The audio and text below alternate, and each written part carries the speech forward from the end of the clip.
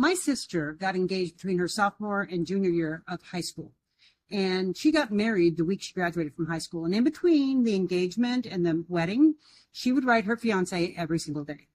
Now, over the last couple years, she's been going through hundreds and hundreds of letters. And she recently posted one to our family group.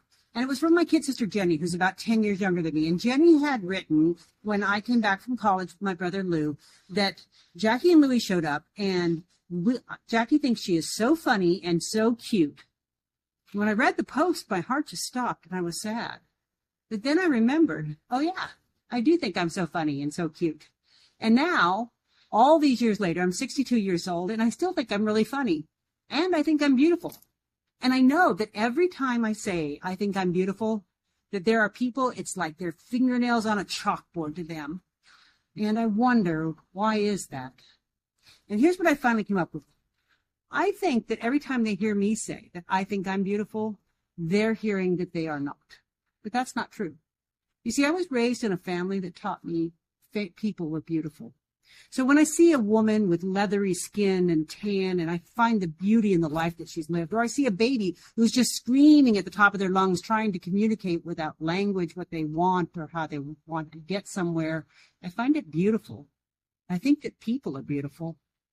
And my family didn't teach me only that people were beautiful. They also taught me that the world was beautiful. You know, we were not the kind of family that drove by things at 55 miles an hour. We would stop. I can hear my father saying to me, Jackie, look at that sunset. No, I mean, really look at it.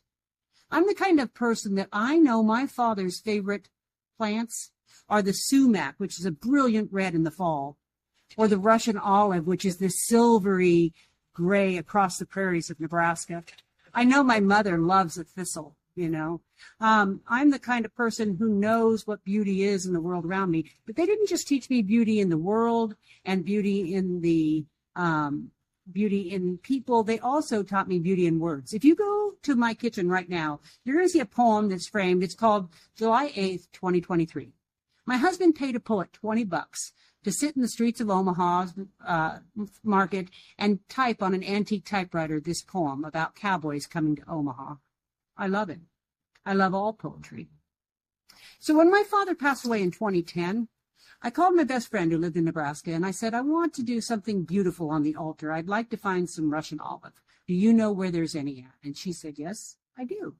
She said, there's a bridge that washed out, and the Russian olive have grown up in the absence of traffic. So I got in the car with my best friend and my kid sister, Jenny, and we drove out, and we got to the road that said, road closed, bridge out. And we drove around the sign, and we started down there, and as we're driving down this road towards a bridge that's washed out, the farmer who's plowing the fields back and forth stops his tractor.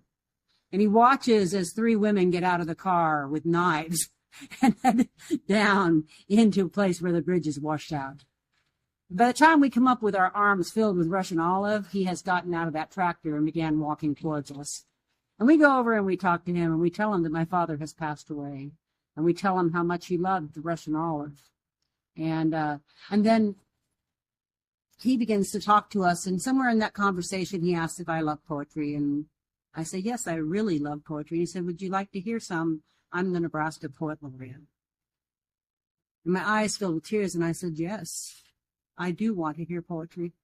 And so I stood in this Nebraska field, surrounded by the beauty of Nebraska, with the Russian olive in my arm, and a friend to one side, and family to the other side, and a poet reciting poetry to me. And I thanked God that I had been born into a family that showed me what beauty was.